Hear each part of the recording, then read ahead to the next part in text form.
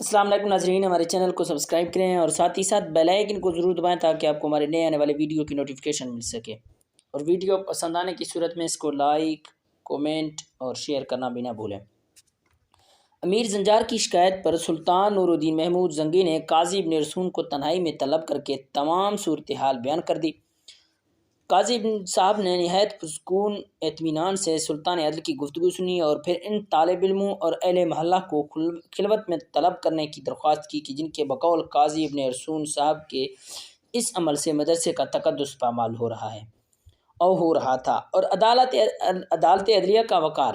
پھر جب وہ گواہ سلطان نور الدین محمود زنگی کے حضور میں پیش ہوئے تو جلال سلطانی سے ان کے جسم کانپنے لگے اور زبانیں لڑکھڑانے لگی۔ پھر ان سب نے سلطان عدل کے سامنے زمین پر اپنے سر رکھ دیے اور رو رو کر کہنے لگے کہ انہیں امیر زنجار نے دینار و درم کا لالچ دے کر جھوٹی گواہی پر اکسایا تھا۔ اس کے بعد قاضی ابن رسول نے سلطان عدل پر یہ راز بھی فاش کر دیا کہ پہلے امیر زنجار شاریہ کو کنیز بنانا چاہتا تھا، پھر وہ شادی کرنے پر آمادہ ہو گیا، اور جب شاریہ نے شادی سے انکار کیا تو وہ اس مذموم حرکت پر اتر آیا کہ میں خوف زدہ ہو کر اس بے سہارا لڑکی کو اپنے مدرسے سے نکال دوں گا، تو اس طرح امیر زنجار کی منصوبہ تکمیل تک پہنچ سکتا ہے۔ اس انکشاف پر سلطان نور الدین محمود زنگی کا غصہ ناقابل بیان تھا۔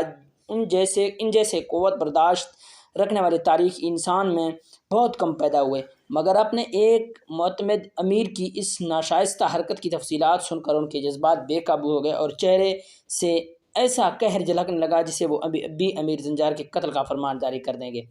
پھر دوسرے دن سلطان عدل نے اپنا دربار آراستہ کیا، جس میں تمام امراء اور سالاروں کو سختی کے ساتھ جمع ہونے کا حکم دیا تھا کہ کسی کو کچھ خبر نہیں تھی کہ ایسا کیوں کیا گیا ہے۔ عام طور پر حاضرین دربار کا خیال تھا کہ سلطان عدل کو کوئی خاص جنگی مہم درپیش ہے، اس لیے ہنگامی اجلاس طلب کیا گیا۔ پھر جب تمام امراء اور فوجی محمود زنگی نے انتہائی پرجلال لہجے میں امیر زنجار کو مخاطب کیا، جو امراء کی اگلی قطاروں میں بڑی شان اور غرور کے ساتھ بیٹھا ہوا تھا۔ زنجار، میرے قریب آؤ اور تخت کے نیچے کھڑے ہو جاؤ۔ سلطان نور الدین محمود زنگی کا لہجہ نہایت تحقیر آمیز تھا۔ سلطان عدل کی پرہیبت آواز سن کر دربار پر سناٹا سا چھا گیا اور امیر زنجار کے چہرے سے وحشت ٹپکنے لگی۔ پھر وہ لڑکھڑاتے ہوئے قدموں سے اٹھا اور تخت کے قریب جا کر کھڑا ہو گیا۔ حاضرین دربار کے سامنے اپنا شجرہ و نسب بیان کر سلطان نور الدین محمود زنگی نے دوبارہ غضبناک لہجے میں امیر زنجار سے مخاطب ہوئے۔ بلند آواز میں اہل دربار کو بتا کہ تیرے باپ دادا کون تھے۔ سلطان عدل کا حکم سن کر کچھ دیر کے لیے امیر زنجار کو سکتہ سا ہو گیا تھا۔ وہ سلطان نور الدین محمود زنگی کے اشارے کو سمجھ گیا تھا کہ فوراً ہی ہاتھ جوڑ کر گڑگڑانے لگا۔ سلطان عدل، میں آپ کے کرم کا طلبگار ہوں، مجھے اس طرح سر دربار ذلیل اور رسوا نہ کیا جائے۔ تجھے جس بات کا حکم دیا جا رہا ہے اس پر بلا تاخیر عمل کریں۔ سلطان نور الدین محمود زنگی کا لہجہ مزید غضبناک ہو گیا تھا۔ اہل دربار کے سامنے بیان کر کہ تیرے بزرگوں کا تعلق کس محترم خاندان سے تھا، یا کس محترم خاندان اور کس معزز قبیلے سے تھا۔ رحم کی درخواست مسترد کر دی گئی تھی۔ مجبوراً امیر زنجار حاضرین دربار کی طرف مڑا اور تمام امراء، فوجی سالاروں اور شعبہ جاسوسی کے اعلیٰ افسروں کو مخاطب کر کے کہنے لگا، حاضرین دربار جان لیں کہ میرا تعلق ایک کم ترین خاندان سے ہے، جس کے تمام افراد سود کا گزر اوقات کیا کرتے تھے، اور ان کی معاشرتی حیثیت یہ تھی کہ بڑے قبائل کے لوگ انتہائی حقارت کے ساتھ میرے باپ دادا کو جلایا کہہ کر پکارتے تھے۔ امیر زنجار کا اعتراف سن کر تمام حاضرین اپنی جگہ سہم سے گئے۔ کسی کی سمجھ میں نہیں آ رہا تھا کہ سلطان عدل نے امیر زنجار کو اپنا ماضی بیان کرنے پر کیوں مجبور کیا۔ بس 4 افراد یعنی قاضی ابن رسون، نجم الدین ایوب اور اسد الدین شیرکو اور یوسف ہی اس راز سے باخبر تھے کہ امیر زنجار کے ساتھ یہ سلوک کیوں کیا جا رہا ہے۔ جب امیر زنجار اپنا شجرہ نسب بیان کر چکا تو سلطان نور الدین زنگی نے اس سے مخاطب ہوئے، اسلام نے تجھے عزت اور سربلندی بخشی، پھر تو نے بدترین ناشکر گزاری کا مظاہرہ کیا اور اسلامی قوانین ہی کا مذاق اڑانے لگا۔ جوش غضب میں سلطان عدل کا چہرہ سرخ ہو گیا تھا اور ان کی پرہیبت آواز سے پورا دربار گونج رہا تھا۔ میں نے تجھے شعبہ جاسوسی کا اعلیٰ افسر نامزد کر کے اسلامی سلطنت کے رازوں کا امین بنایا، اور تو نے کیسی بدترین خیانت کی کہ ایک مجبور لڑکی کو اپنی ہوس کا نشانہ بنانے کے لیے سازش کا اتنا گہرا جال بنا کر قاضی ابن رسون جیسی شخصیت بھی اس کی لپیٹ میں آ گئی۔ اللہ میری اس کوتاہی کو معاف فرمائے کہ میں تجھ جیسے بے اعتبار شخص کو اہم ترین منصب پر فائز کیا میں نے۔ اس کے بعد سلطان نور الدین زنگی نے امیر زنجار کے لیے بڑی عبرتناک سزا مقرر کی اور اس کا منہ کالا کر کے شہر کے اطراف میں گھمایا گیا۔ اب نجم الدین ایوب کو بھی یقین آ گیا تھا کہ وہ ترکی کنیز کوئی معمولی لڑکی نہیں ہے۔ اس کی دل آزاری کرنے والا کوئی سردار سزا سے محفوظ نہیں رہا۔ پھر امیر زنجار کو اس عہدے سے معزول کر کے قید خانے میں ڈال دیا گیا۔ انطاکیہ کا عیسائی حاکم ریمانڈ اپنے بھتیجی ملکہ ایلیز سے بہت سا سونا لے کر واپس آ چکا تھا اور بڑی رازداری کے ساتھ ایک مضبوط فوج تیار کر رہا تھا۔ پھر وہ 5000 منتخب سوار لے کر حلب کی طرف بڑھا۔ پھر جیسے ہی سلطان نور الدین محمود زنگی کے جاسوسوں نے خبر دی کہ سلطان 3000 سواروں کے ساتھ حلب سے نکلیں اور انیب کے مقام پر خیمہ زن ہو گئے ہیں، ریمانڈ کا لشکر جہاں پہلے ہی پہنچ چکا تھا، 21 صفر 544 ہجری کو دونوں لشکروں کے درمیان جنگ چھڑ گئی۔ ریمانڈ کو اپنے اسلحے اور سپاہیوں کے کثرت پر ناز تھا۔ سلطان نور الدین محمود زنگی اپنی پرانی جنگی حکمت عملی کے تحت لشکر کو 2 حصوں میں تقسیم کر دیا۔ ایک کی نگرانی وہ خود کر رہے تھے اور دوسرے کی قیادت اسد الدین شیرکو کر رہا تھا۔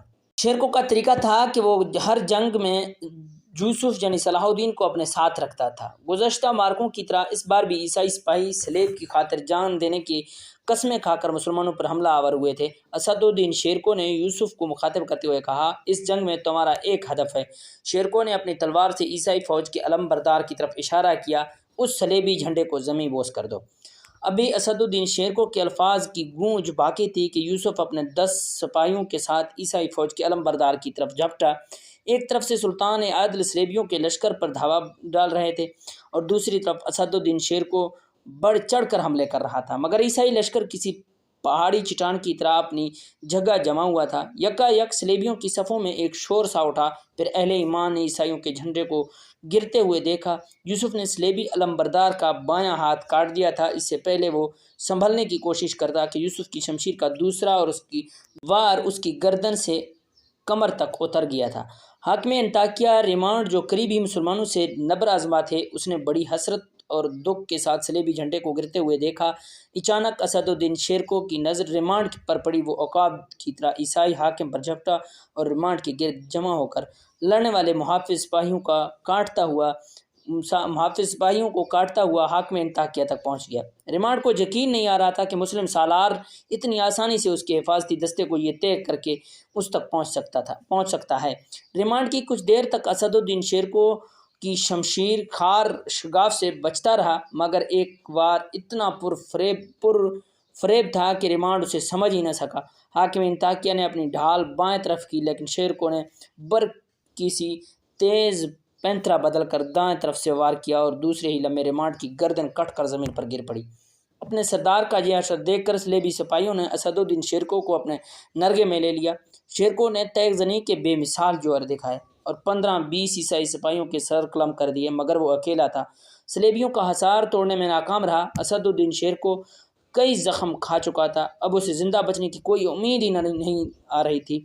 آخر اسے اس توقع کے ساتھ قریب لڑنے والے مسلمان سپاہی اس کی آواز سن لیں۔ اسد الدین شیرکو نے پوری طاقت کے ساتھ نعرہ تکبیر بلند کیا۔ یوسف زیادہ دور نہیں تھا، اس نے چچا کی آواز سنی اور اپنے 10 سپاہیوں کے ساتھ آواز کی طرف پلٹا، پھر پشت کی طرف سے ان صلیبیوں پر ایک بھرپور حملہ کیا جو اسد الدین شیرکو کے چاروں طرف حصار کیے ہوئے تھے۔